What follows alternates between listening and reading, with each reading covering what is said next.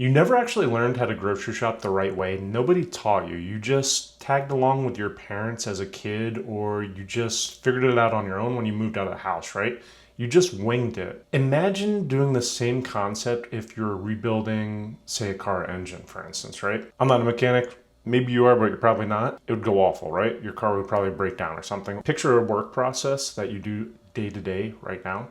If you just went out there and did it without learning how to do it or without job experience, right? The company would fail, you would get fired instantly probably. Or imagine landing a plane just by feel. It doesn't work. We don't do that kind of stuff, right? It'd be a total disaster, but that's what a lot of people do with the thing that fuels their entire week, meal planning here. Now, decision fatigue sets in when you're not meal planning. Decision fatigue, think of all those 100 plus decisions you make every single day, from waking up, turning on your light, brushing your teeth.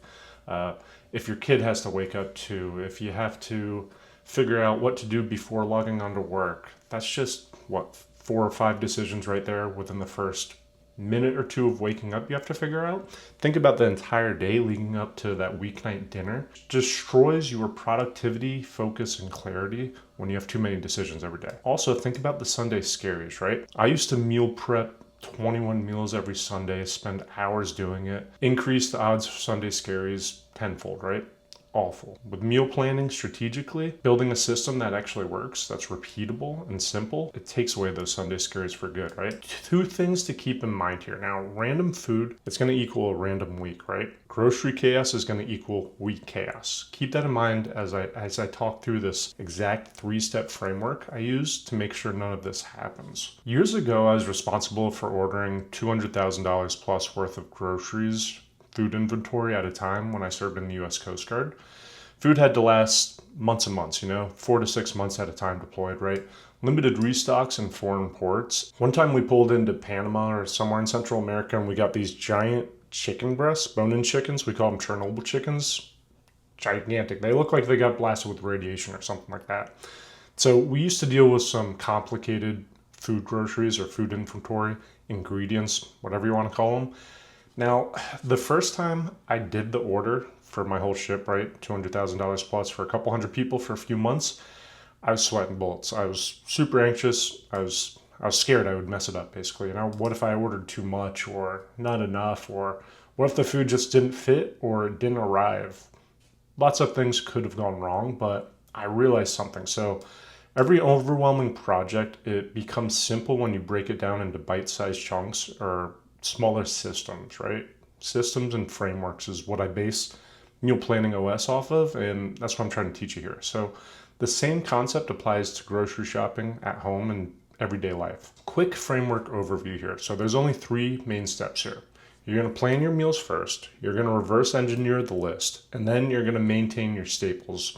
Altogether, you're going to create that foolproof grocery list that is going to take you into the meal planning OS much simpler. It's going to make a much better week, right? Now I'm going to break down these steps here. Step 1, plan meals first. So most people start with the grocery list, but that's actually backwards. So think about it like buying an appliance before the house is actually built. Same concept. Now, food without a plan, it always equals random spending, right? Because if you go into the grocery store without that grocery list in mind, without the meal plan first, you're going to go in, you're going to buy a bunch of frozen pizzas, you're going to buy a bunch of processed junk, stuff that just makes you feel good. It's the same concept as shopping hungry. Never do it. Now, meal planning reduces 80% of food decisions easily right off the bat. Just keep in mind, repetition is leverage, so it's not a bad thing to repeat meals. So the simple version I like to say is 1 breakfast, 1 lunch, 1 dinner, 1 repeat, meaning you just cycle through that, right? That's probably the typical version of meal planning or meal prepping you've heard of before. It's about just gaining momentum, right? Starting really, really simple and reducing that nightly what's for dinner question that nags at probably everybody in America and across the world. Now, boring, it's powerful though. So for instance, I eat overnight oatmeal almost every single morning, unless it's a weekend, then I want to cook something hot or I go out to eat or something like that. Now, boring, it's powerful.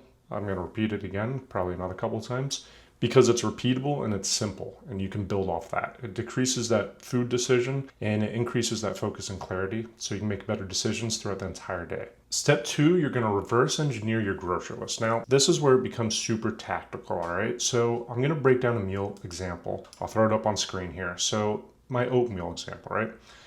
1 cup of oatmeal, half a cup of granola, half a cup of berries. That's going to be 1 serving.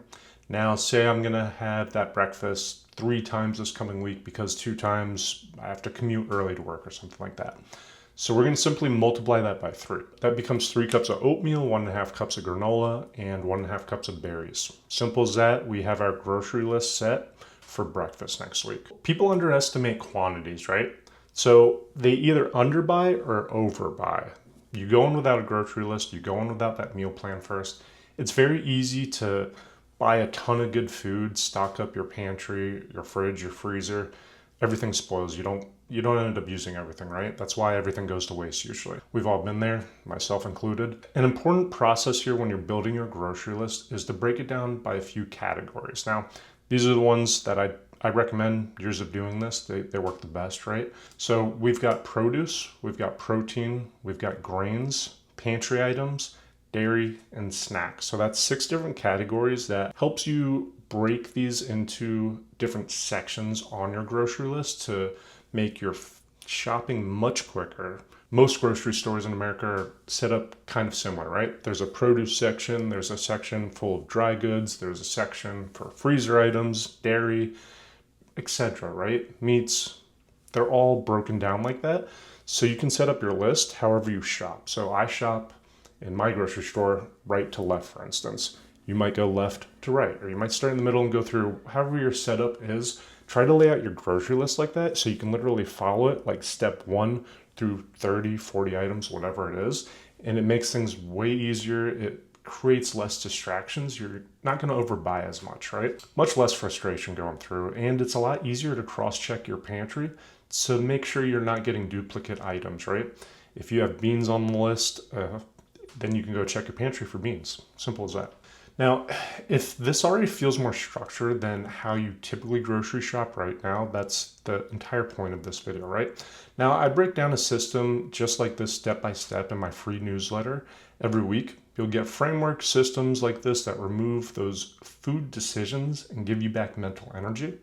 If you want this, just subscribe below. I'll link the newsletter down there. Step 3, your weekly staples list. This is the underrated move of the century right here. So you're going to create a master checklist of things you always buy. Now, some examples might be eggs, milk, bread, coffee. It can be sugar if you put a bunch of sugar in coffee. Fruit, whatever it may be that you eat or drink almost every week, that's your staples list right there. Keep it on your phone in a notes app or something like that. Put it on a clipboard, whatever works for you.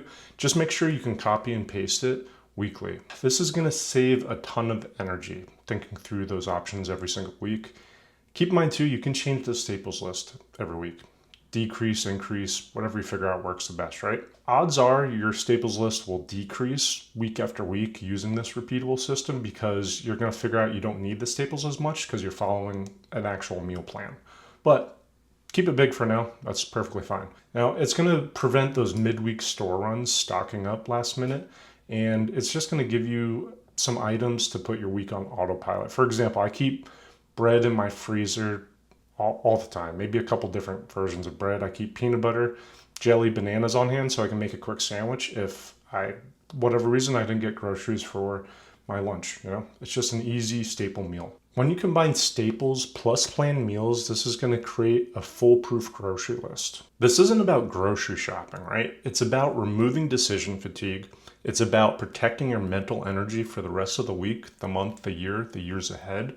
And it's about running your week like a system. When food is solved, energy shows up and energy compounds. If you learned something new today, give this video a like, subscribe to my channel. And if you want to understand how to leverage planned delivery food versus unplanned chaos to gain hours of mental energy back, give this video a watch next.